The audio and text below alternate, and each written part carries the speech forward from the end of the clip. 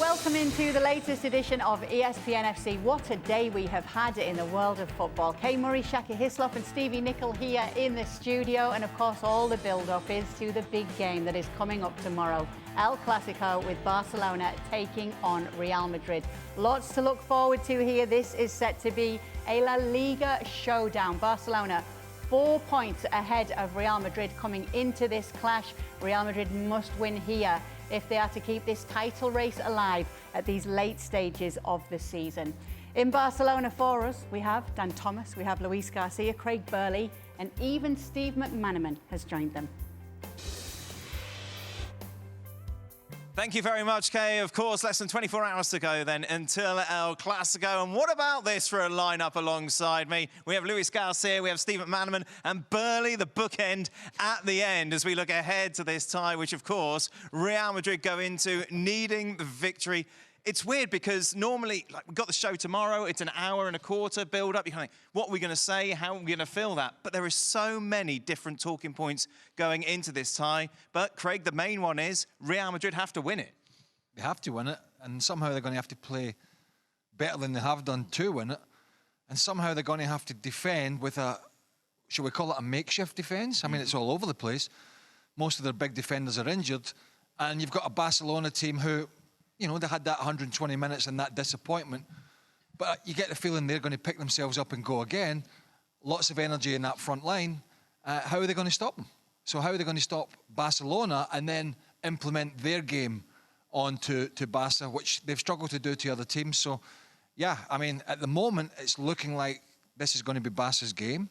But in any derby, as we all know, that can change. And Arda Güler looks like the bright spark who makes things happen for Madrid, which is really nice because he had a really good summer, didn't he, for Turkey, and he hasn't been utilised as much. So when he has been called upon, the fact that he's answered it, I think, has been exceptional for the young man. We know Barcelona's record against Real Madrid coming into this. 3 victories this season. No one's ever won 4 Clásicos in one campaign. For Real Madrid, they'll be looking at that second half, won't they, in the Copa del Rey final, as their inspiration as to how they can get at this Barcelona side. Can they do that from the off, and can they do it for 90 minutes? Can they, or they have to do it? I mean, because if Real Madrid's plan is just to sit at the back and wait to see if they get in a counter-attack, that they've done that. They tried that and didn't work. So I think that if I will be Ancelotti, I will tell the player, listen, have a look how we played, the intensity, the desire, the determination that we had in that second half, and we can beat them. We can beat this team because we got the talent, we got the quality up front to do it, and Arda Güler, that is being kind of the spark in the late games, he can give you the extra quality into the middle of the park to have the ball, to have the possession, and also that last pass that is missing at Real Madrid in the last third. So, yeah, I think that the intensity has to be there, and after that, of course, the talent of the players. But Real Madrid needs to do something different. Ancelotti's a great coach, as we all know, one of the most decorated ever, and he's always been able to find an answer. Apart from this season, really, he searched and searched from match day 1. And they've sort of stumbled around on different formations, different players.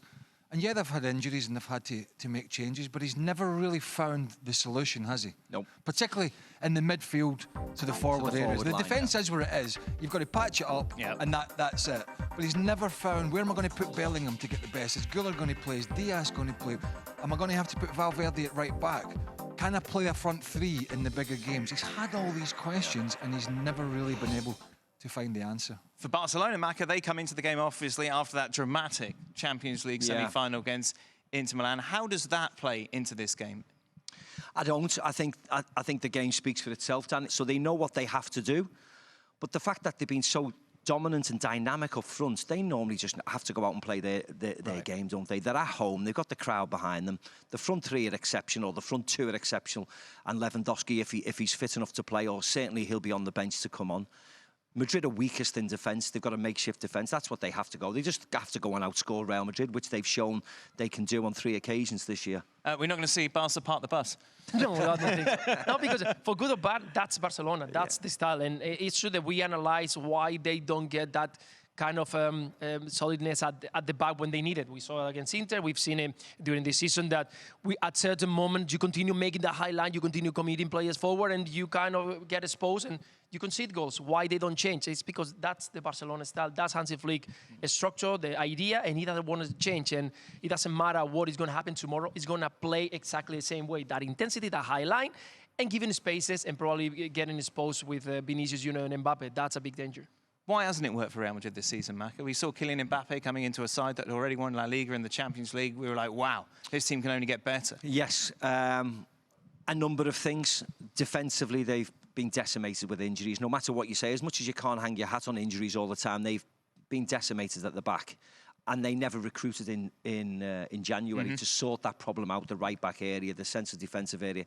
They've got a problem at left-back as well, haven't they? They've had for years. They can't keep anybody fit. And the three up front hasn't worked.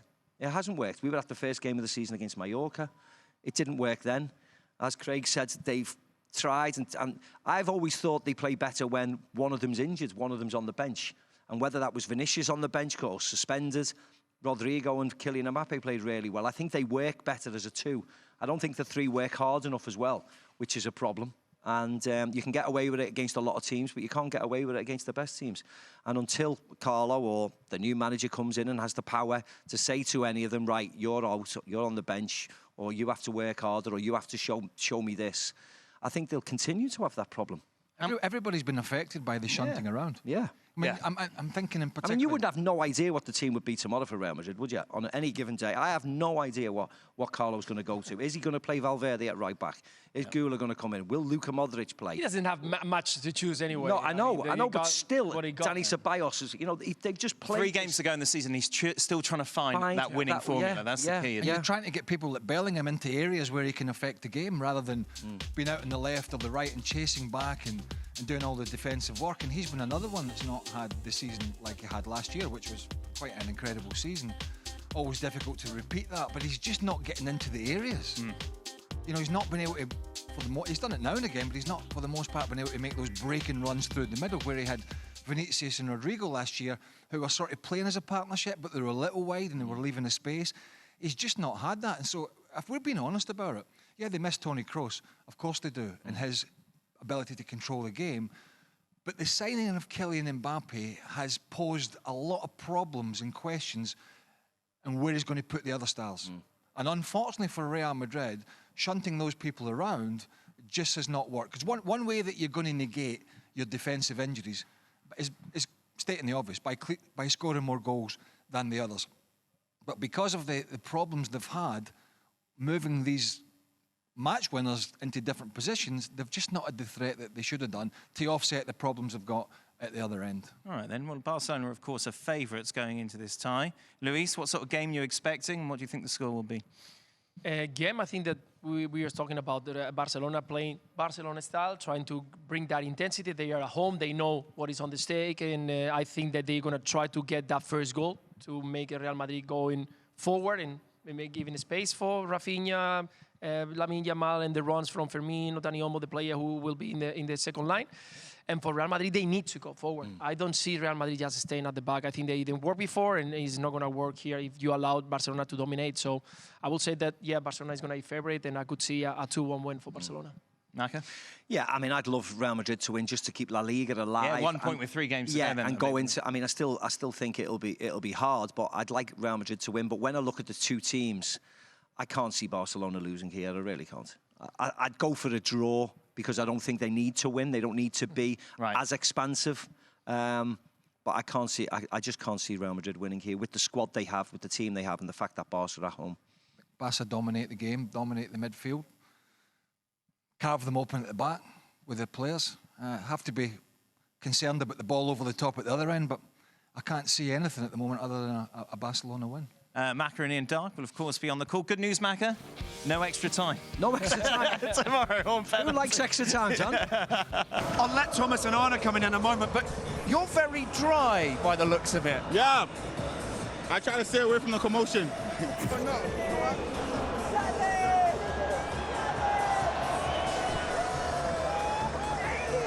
Alfonso, how does that feel? It doesn't feel good. It's too cold, man. It's too cold. Harry. How you doing? Good. It happened. The Yep. dreams became a reality. How's the last week been? It's been good. It's been fun. It's been. It feels good to be a champion. I know that. It's been a long time coming. A lot of hard work, but yeah, I couldn't be happier. And yeah, to celebrate now here at the Allianz after a good win, it's been a good week for sure. The levels you reached playing, did you ever feel cursed a little bit, given that you were at such a point and yet you had no rewards in the hand for it? I don't think so. I think in life, in football, you have stuff that, obstacles in your way, and you have to find a way to get over them.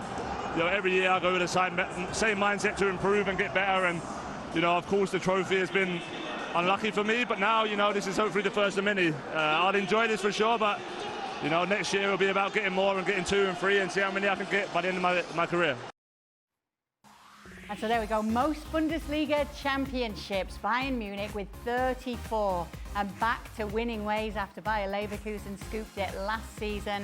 They are head and shoulders above the chasing pack, and I think they'll be continuing to chase for decades and decades and decades. Bayern Munich champion in 12 of the last 13 seasons. He's unlucky.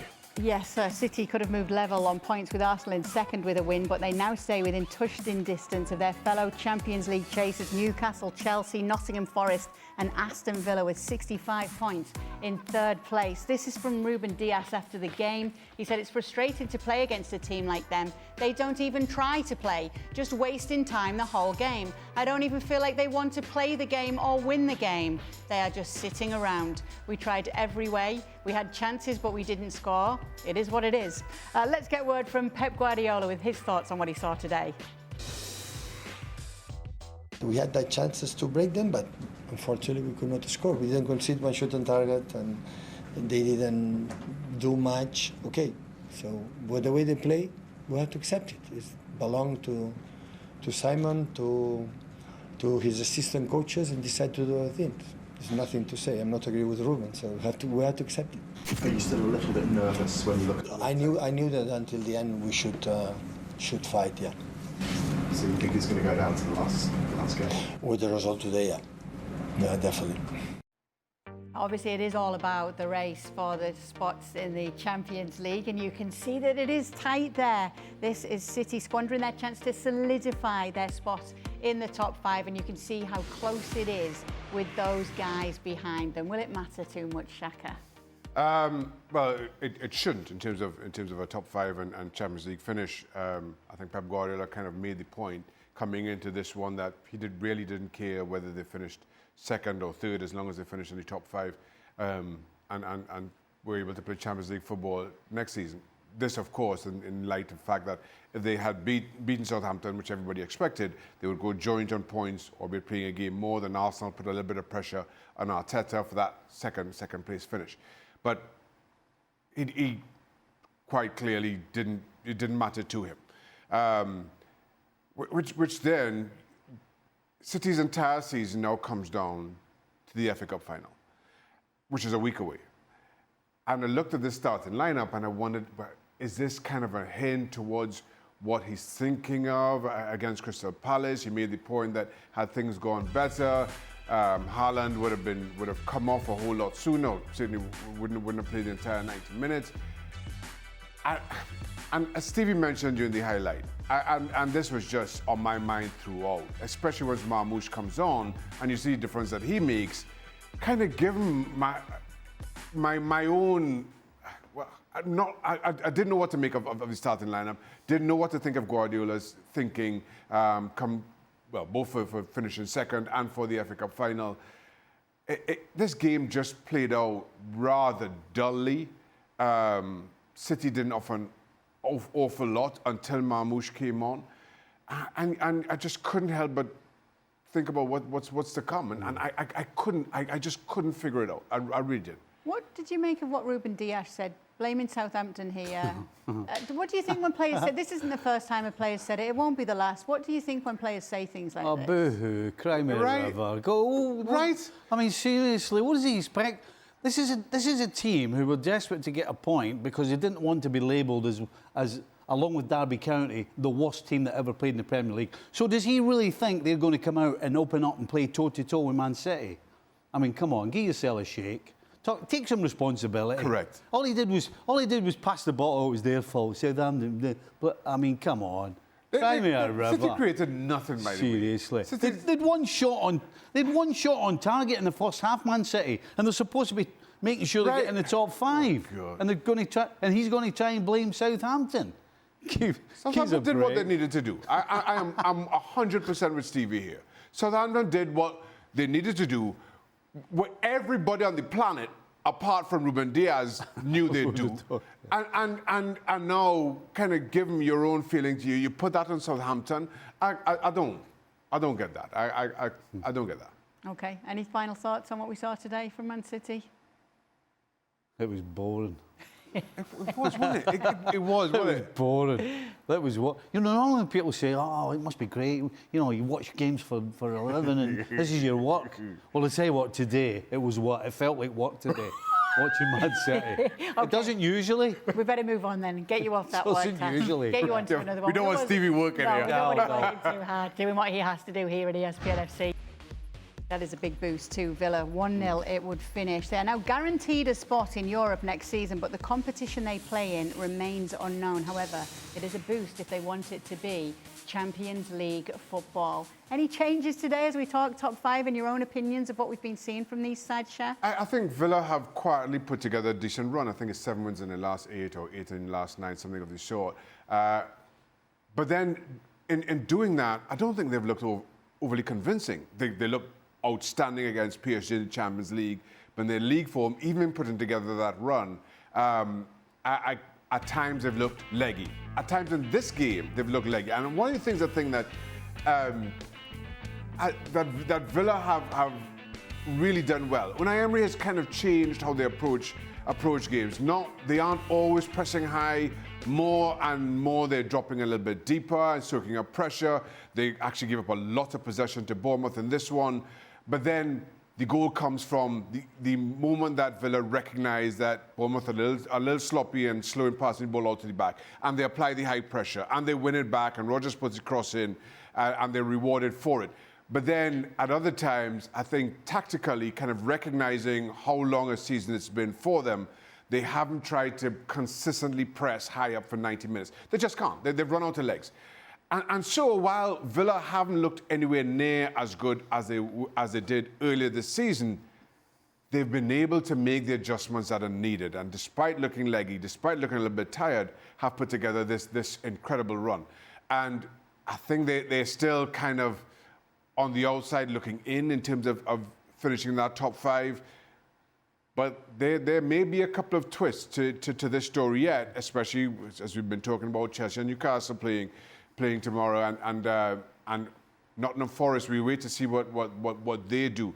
So Villa continue to do all that they can at this late stage to at least keep themselves in the conversation. Securing Champions League, sorry, not Champions League football, European football regardless, has got to be a boost anyway, knowing that that's the fallback, Stevie. Yeah, now, but I honestly when don't... it's there, you want it? No, I don't think anybody's thinking, oh, great, well, at least we're going to be in a conference, or we might be in a the Europa. But let's try and get... You know, they're concentrating on... And the second half performance, I think, absolutely tells you they're concentrating on Champions League. Because they might look a little leggy at times, but the second half was all about having a good shape, don't make mistakes, don't leave any holes. We're already ahead, so if we can get another one, great, but let's make sure we don't lose any. That's what the second half was about. So, yeah, their mindset is Champions League. Anything other than that, regardless of whether they end up in Europe or not, is not what they want. But to that point, coming into this one, Unai Emery in his pre-game press conferences talking about Europe, saying to his team that we want to qualify for Europe. That's the first step. No, I know. Trust me, I get your point. Especially the Champions League campaign that they've had, especially the first half. Clubs like Bayern Munich coming to Villa Park and getting turned over. 2 outstanding games against PSG. I totally understand. But a lot of time, and we talk about this, it's about messaging. And because had Villa stumbled here, I think that conversation about top 5 is out the window. It's done. And kind of contrast that with Pep Guardiola and Manchester City talking about second doesn't really matter to us, and then they go and drop points against Southampton. For Unai Emery and Aston Villa, he says, we just want to qualify for Europe, which means winning. They do that. And in doing that, they keep themselves in the conversation for top 5. And I think Unai Emery has played this perfectly well for Aston Villa again. I think that little speech was called covering your tail. No, I'm giving Unai Emery his credit. Just in case things go wrong today, I'll cover my tail by saying, well, just getting in No, absolutely. Stop being such a cynic. I'm loving Unai Emery. Unai Emery does well usually in whatever European competition it is. That's one thing we do know. He will put his all into whatever it is, I am sure. These are the scores from the Premier League today, and of course some big ones coming up tomorrow. The one that Shaka mentioned, particularly Newcastle against Chelsea. That is quite the qualification showdown. Make sure to be with us tomorrow as we look back on how it all plays out in the Premier League. And yeah, it's one of those for Spanglish now. I thought you said poker. Anyway, remember when he was annoyed about the bet and thought that it should have been more goals that he would score this season? Here he is with Alex Kirkland speaking after the game. He was right. Okay. Alex, that must have been fun tonight. Yeah, it was really, really fun. It just seems like the ball was landing wherever I was, and it's an amazing feeling. Does it start to feel like that when the first one goes in and the second one goes in? You must feel like every ball you touch is going to be a goal. Yeah, it felt like every time I was in the 16, my teammates, they were looking for me. Also, even the balls that were, not supposed to come to me, they just landed at my feet. And to have one of those days, it's amazing, and you have to enjoy it. It's not the first time you scored 4 goals in La Liga. You did it a year ago, in fact. But where does this rank for you among your individual performances? I think last season was better because it was against a better opponent, but of course it's one of my best games, especially one of my best first halves ever. And yeah, I'm just really happy, and I also have to say thank you to my teammates who were looking for me all the time, and especially on the right side, they just seemed to know where I was and always crossing the ball, trying to find me in the box, and that's really good to be a striker. You've scored a lot of important goals this season. A lot of them have come off the bench. How is it important for you to be performing like that from the start as well? Something that I've been waiting for. I was starting a lot more games in the beginning of the season, not scoring goals, and then lately I've been scoring more from the games when I was starting. So just really happy. Feels like a breakthrough today to score 4 goals when I'm starting. So just really happy. And finally, are you starting to think about the Club World Cup, a big competition, a big trophy on the horizon, and getting into the right kind of form for that? I think it's in the back of the head because we know the season is not finished, and we have 3 more games in La Liga, and I think the most important is to focus on those to get the confidence, to gain more confidence towards the Club World Cup. So 3 more to go in the league, and then we can enjoy the World Cup. Yes, he has been talking about the Club World Cup recently. He is hoping that Atletico can win that, but today he became one of the fastest to score 4 goals in a game in La Liga history. Also scored the fastest hat-trick in a time of 10 minutes and 47 seconds. Ali Moreno looking very strong on. What a picture this is on a Friday. Craig Burley in an apron. Gemma Soler with us as well. As we're cooking today, Gemma? Paella. Oh, there we are. Perfect. Not paella. Not paella. Paella, isn't it? Get some paella down here. Which, of course, is the traditional Spanish fare, when you think of Spain. Yes. Yes. That's what you eat on a Sunday with the family, or when you go to the beach, or when you're having a day off.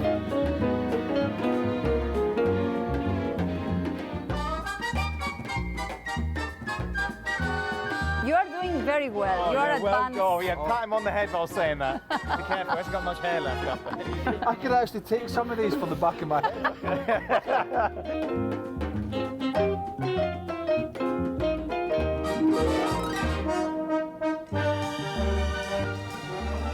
There you are, great work. Well done. It's not hot. Try not to break the paella. To be fair, it looks like somebody scraped this pan before me. Exactly. That's nice. This is perfect.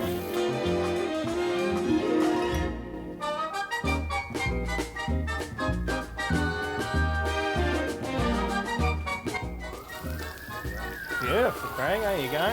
12 years I've worked with him. This is the first time he's ever done what he's told. It's quite interesting. It's a new Burley. You're eating this? Yeah, I will eat it. You will eat it? It does look nice. Taking some back for Stevie? No, there's no ground beef in it. What are the ingredients? So obviously we've got tomatoes, we have the... Well, that's pepper. That's pepper, yeah. Okay, and what's this up here?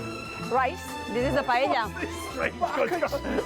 Oh, what is this new thing you've discovered here? This isn't like the rice. Oh, it's rice. You know, is this did you get that from the packet? You know, when you just take...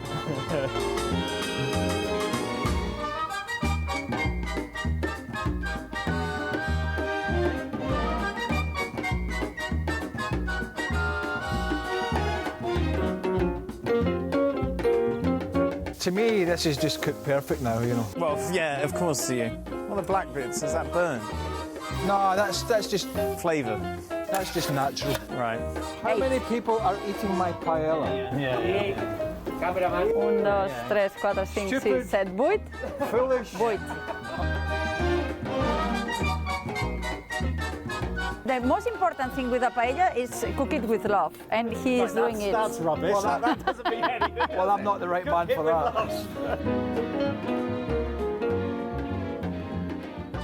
I think in about a month's time in Connecticut, I'll still be smelling fish stew.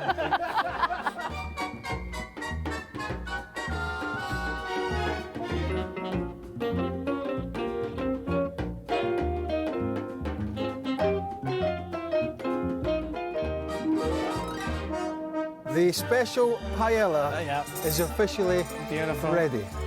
Maestro paellero, wow. Oh, blimmin' heck, mate, actually looks all right.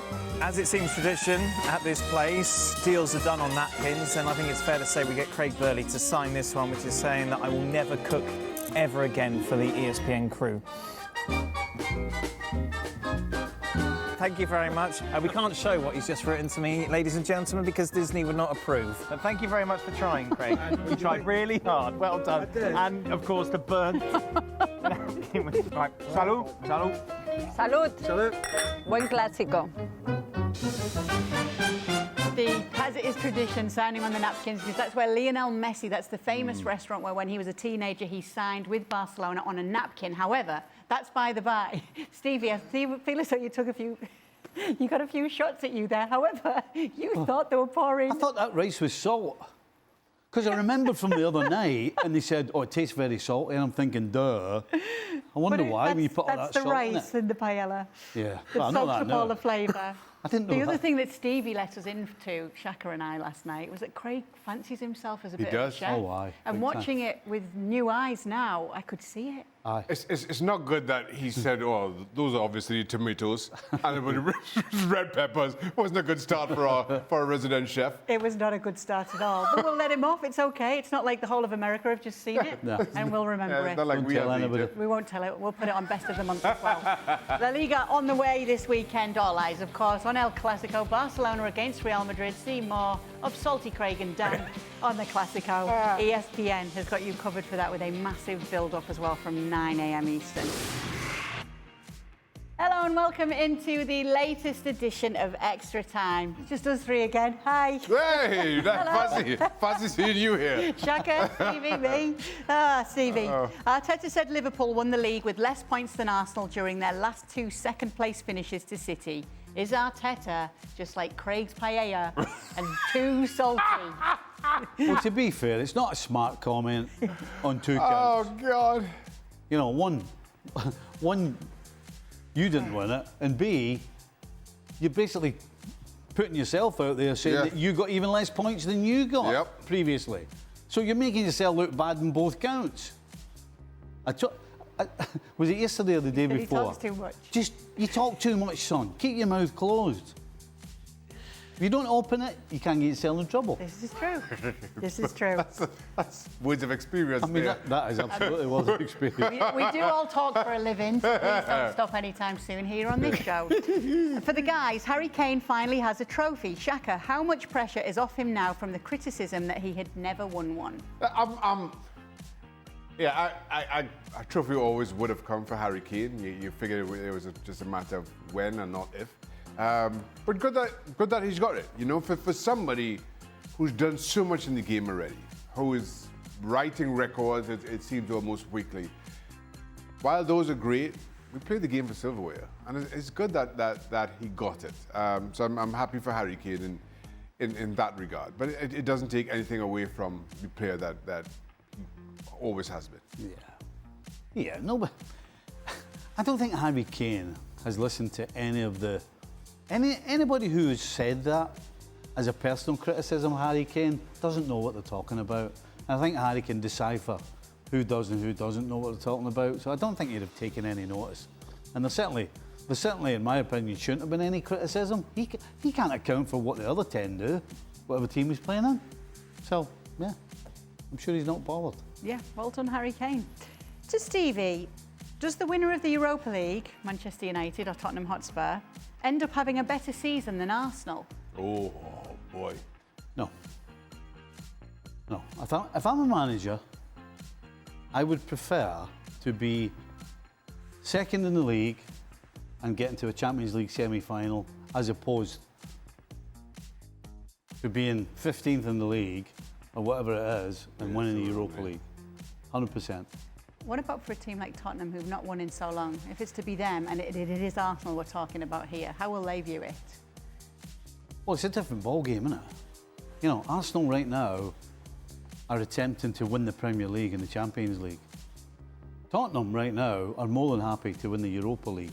So I think it's not the same comparison. Even though Arsenal have failed in that quest for the Premier League and the Champions League this season. Yeah, again, if I'm the coach of both of these teams, I'd rather be at the end of this season, I'd rather be the coach of Arsenal than Tottenham.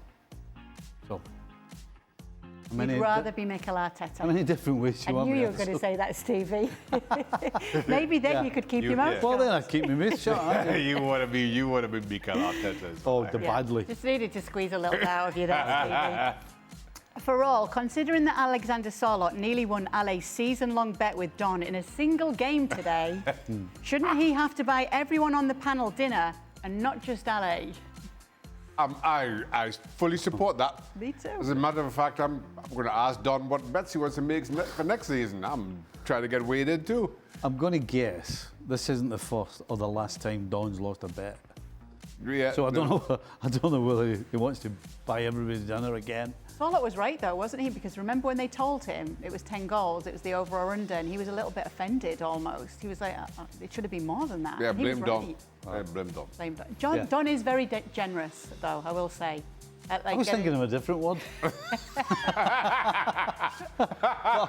just to be kind, I'll go with that one. That's one way to describe it. Yeah. Yeah. Good old Don. But yeah, Don, if you want to buy us all dinner, yeah. why not? Next time Is he coming over sometime soon? When's he coming over? Is he due over again? I don't know. We should get him over just to buy dinner. Send him back. I think me and my husband probably owe him a dinner. But yeah. I think he might be in Cincinnati for the Club World Cup. Is he? Yeah. He could hop on a little flight, right? Yeah. See us. Yeah.